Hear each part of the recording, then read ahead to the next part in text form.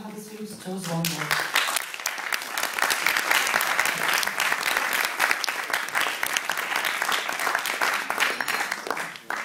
Thank you. So, I'm sure this is a film that raises some questions. Do you have some? Or should we just start to talk and you can interrupt us with questions anytime you want? Well, maybe I'll say, should I say anything about well, I mean, it's, the film is pretty atypical of most of my work, and also I usually work very quickly, and this film ended up taking quite a bit longer. So, I mean, I tend to cast my actors first, so I sort of figure out who I want to work with, and then I write the characters in the film based around the people that I want to work with. Except in this instance, it kept changing and changing. So we shot on and off for about 2.5 years. We would shoot for a few days, and then I would go home and edit and try and figure it out, and then we'd get back together and shoot a little bit more, and then I'd edit a little bit more. So it was a really long process that I wasn't used to, and also the storyline sort of changed a lot. So the couple that you see in the prologue of the film, this older couple, were sort of much more central to the original idea of the film, and as I kept working on it, it sort of shifted just to be more about filmmaking. Chekhov's play The Seagull sort of became the template that I used. Because when I'm improvising the films, I mean, I really start with nothing. I start with, we just start shooting on the first day, and slowly over the course of the shoot, we figure out what the film is about, and I'm editing the whole time and trying to put it together. So having the Chekhov play as kind of a starting point was helpful, and I sort of used some of the characters from that play as inspiration. And then also, I don't know if people are familiar with David Foster Wallace, an American writer, but he committed suicide right before we started shooting the film, so he also was somebody, I was a big fan of his writing, and his suicide sort of, I feel like, loomed over the production as we made the film. So you told me your film is also, well, not only this film, part of your work is autobiographical. How does this work? I mean, in this film, it seems like the way it works is I point the camera at myself, and then I complain about things for 3 or 4 minutes, and then we stop. I don't know, I was reaching a point where I didn't know if I wanted to keep making films, you know, so I just was, it's like what David Foster Wallace says in the beginning of the film, like he always wanted to be a writer, and then he found that he was a writer, and he realized it didn't make him happy, which was my same experience with filmmaking. Like when I was a teenager, I dreamed that someday I would be able to make films and go to film festivals and make money as a filmmaker. And then at some point I realized I was doing that, and that like all the things that I thought, the sacrifices that I made along the way to be able to be a filmmaker for a living seemed suddenly not worth it when I was finally doing that thing. But it's also like a really lame thing to complain about, because it's hard to feel sorry for somebody who gets to make movies for a living, you know. So.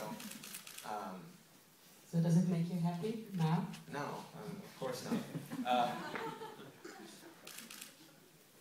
So what did you have to sacrifice? Friendships, relationships, personal time. You know, I mean, it takes, in order to be an artist, I think it takes being like a really selfish, self-involved person who's willing to put aside almost every distraction, not even distraction, everything in your life in order to like single-mindedly pursue the one thing that you want to do. So it's tough when that one thing is not an adequate reward kind of at the end of So I'm trying to figure out whether I can be both, whether I can make films for a living and also be like a better person, like a better husband. I have a baby now. I want to be a good father. But I also want to make good films. If I'm going to make films, I want to make good films. So it still requires that kind of drive and attention. What about the title? And have you ever tried to shoot a werewolf movie? No, well, I mean, for a while I thought maybe this would be a werewolf movie, but I quickly realized that I'm not. I can only make relationship movies, even when I set out to make werewolf movies. I thought werewolves were a good analogy for actors. You know, like with the werewolf mythology, you sort of get these creatures who, during the full moon, they change into something else, and then they create all this havoc, and then they wake up in the morning and they have no memory of what happened. What are their actors? If actors are werewolves, what are their actors? Vampires? No, super werewolves. To be a director, you also have to be an actor, I think. It's just, you save the performance. It's a different kind of performance. The actors have to make the audience believe something. The director has to make the actors believe something. So if the actors are already really good liars, the director has to be an extra good liar to convince the liars of something. So actors are scary and directors are even more scary. What a mean business. Yeah. American independent filmmaking. Yeah, well, you know. Your films were called mumblecore. Can you relate to that? Sure, a little bit. I mean, it's a stupid name, so in that sense, like, I would prefer it if the films were called something cooler than mumblecore. It sounds like something from Harry Potter or something, you know, it's like really, it's like a little bit silly sounding. But it's also been really helpful in a way, because, I mean, there's a lot of small movies being made in America, and it's hard for anybody to kind of know what's going on with so many films being made.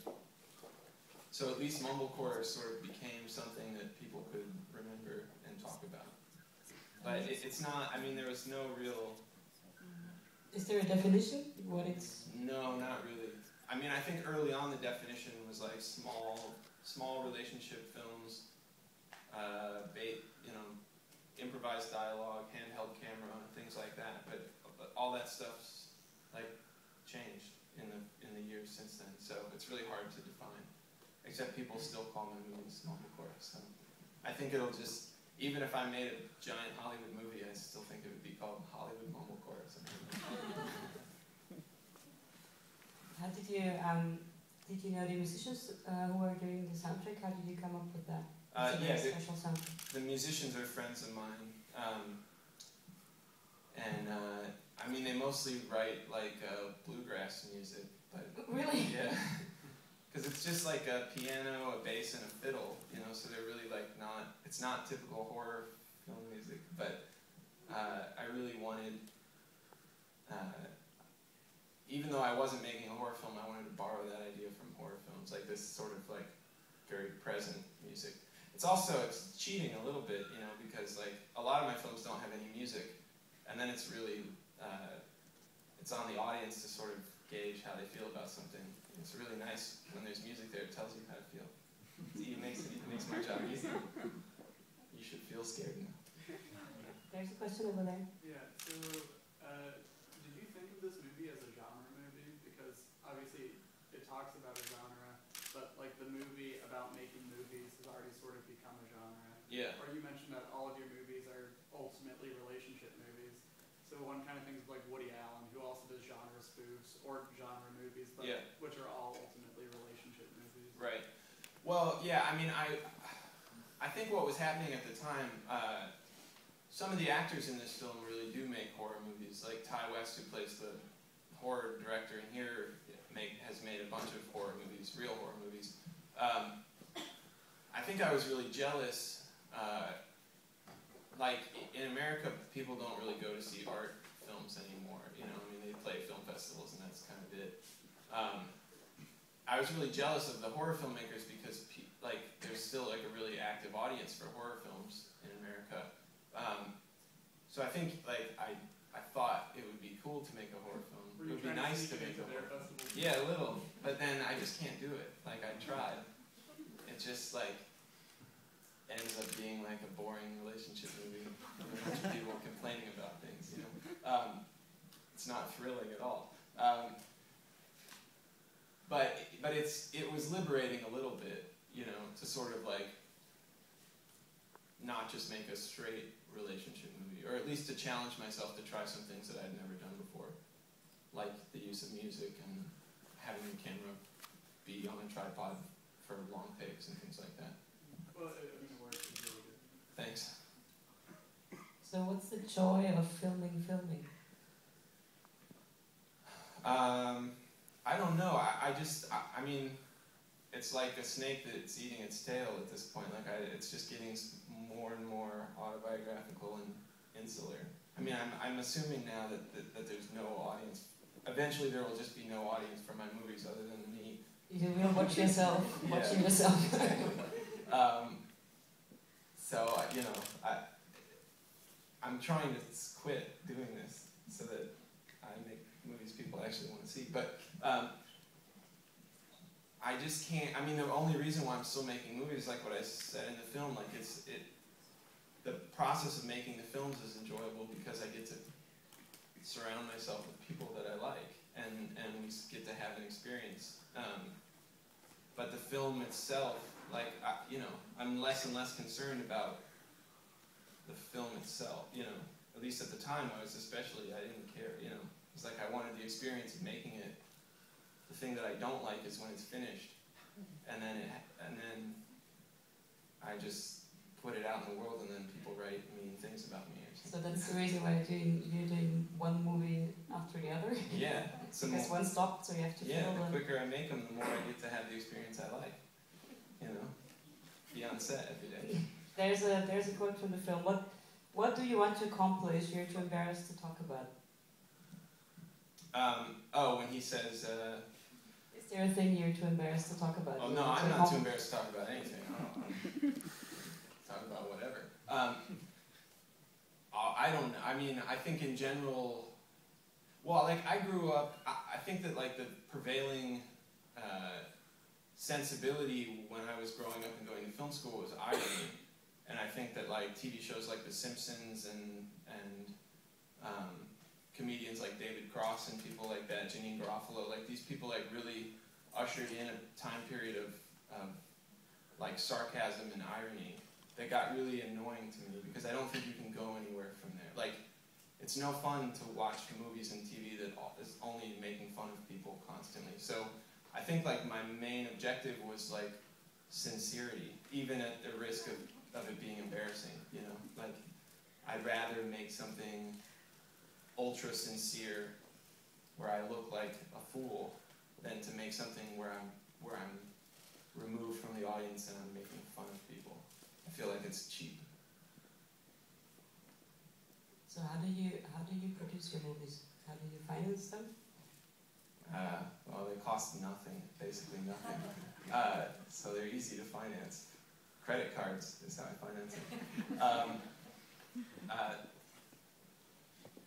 I produce them by working with the same people over and over. You know, I sort of have like a group of people that I really trust and that I like making work with. And then I use people, you know, I mean, when I cast my actors, like everybody wears their real clothes, we shoot in people's real apartments, things like that. You know, I mean, it makes the process easier. And it also I work with non-professional actors a lot, so it makes everybody more comfortable if they can just be themselves. So if Hollywood discovers mumblecore, could you imagine doing a Hollywood movie with a? Well, I think they have a little bit. I don't know if the films have been released here, but the Duplass brothers were people who I worked with early on who are making, like their new film has Susan Sarandon and Jason Segel and people like that, but it's still, I mean, it seems basically like a mumblecore movie, but with a big budget. Could you imagine doing that? No. Me personally, no. I just don't have, I mean, right now I don't have to compromise, you know? I mean, I can just make exactly the film that I want to make. So if I was going to make a Hollywood film, I'd rather make like an action movie or something. You know, I mean, I'd rather do what Hollywood does well, rather than do the thing that I do with more money. So what are you working on right now? Oh, a bunch of movies. About yourself and your friends? Yeah, some about myself. I'm trying to make fewer films about myself. I just made a film about a couple that starts making amateur pornography and putting it on the internet. That's a horror film, I think. At least I tried to make that one a horror film. Yeah, I don't know. Trying to make a lot of films about the internet. I feel like that's sort of that's an area that Hollywood's really afraid to touch because the internet changes so fast. You know, so it's hard to the way a Hollywood production works. It's hard for them to write a script and make a film because even a year later, the things that people are doing online are totally different. So how long does it take you to make a movie? 5 or 6 days or something. I mean, it takes longer to get it out into the world. But You should work with Roger Corman. Yeah, well, he's the Then hero. you could do the horror movie. Yeah, exactly. I wish. I came along 30 years too late. No, you can ask him. He really works with young He's people. not paying for, not people like me. Roger Corman doesn't want to make relationship movies. Who knows? There's no money. He likes making money. But yeah, I'm copying his model, really. Like, I really, lately he's been a big inspiration for me. Any questions? Anything else you want to tell us? Yeah. The way you describe your mode of work and also regarding this film makes me feel like it's important for you terms like stress or hysteria. I don't know, am I right? Or what do you think about it? Yeah. Well, I mean, these are things that are like, they're difficult subjects to make films about, something like stress, you know. I mean also the fact that you say you make the movies in such short time and many movies in short time. Yeah. What are you fighting against, or why is this the way you challenge your I don't know, it's your way of work, so Yeah. you also say that it doesn't make you happy all the time. Right. So what does it give to you? Why are you doing it so fast? I mean, I wish I had a good answer for what it gave to me. I think that's probably why I'm working so fast, is because I'm trying to figure out why I'm doing it in the first place. Like, the more that I can do it, the more chances I have to analyze why it appealed to me in the first place. But like, filmmaking is a weird profession because most directors only spend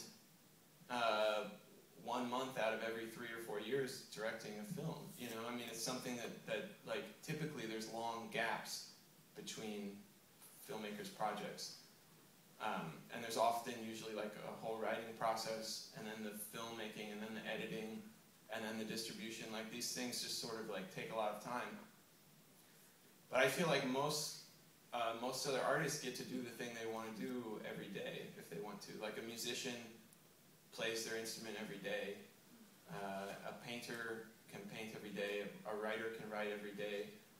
Filmmakers, I mean, historically filmmaking cost so much money that it was impossible to just be doing it all the time. But now it doesn't cost money anymore, you know? And so one of the things that I'm trying to do is to make filmmaking more like the other arts, in the sense that the more I can be doing it, the better, theoretically, the better I'll be getting at it.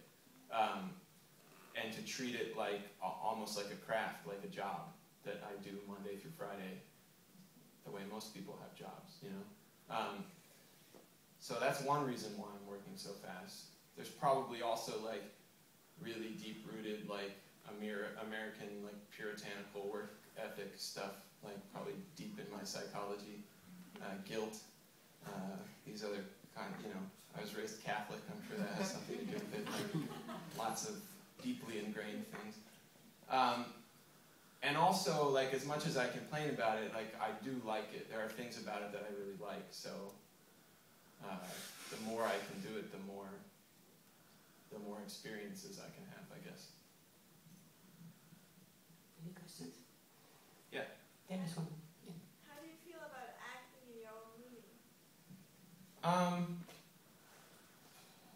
goes back and forth. Like, I'll make a film that I don't act in, and then I'll feel really left out, you know.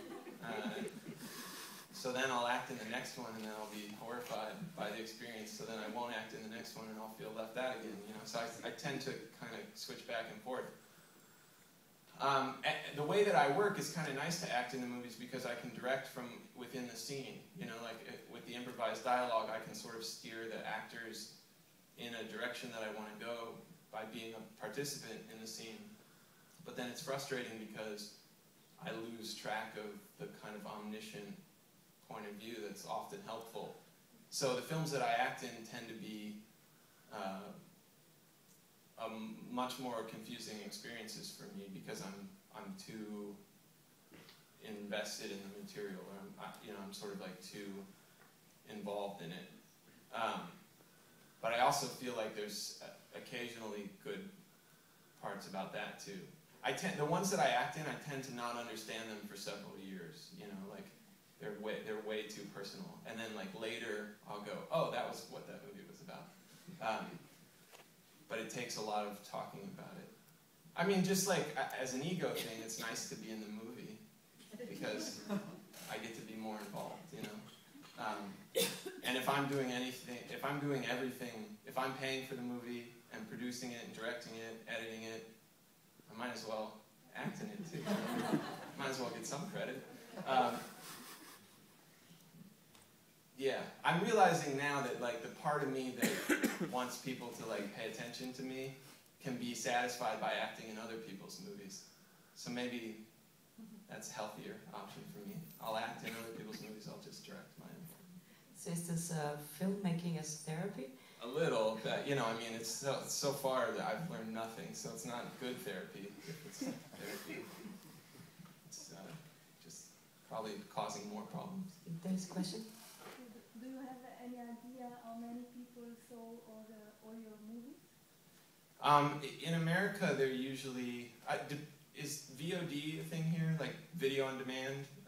Is that sort of a way that movies are distributed here? Like Netflix or anything like that?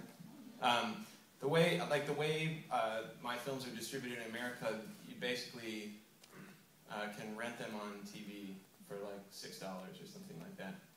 So usually, like, I don't know, 25,000 people or something rent them initially, and then they go on DVD and things like that.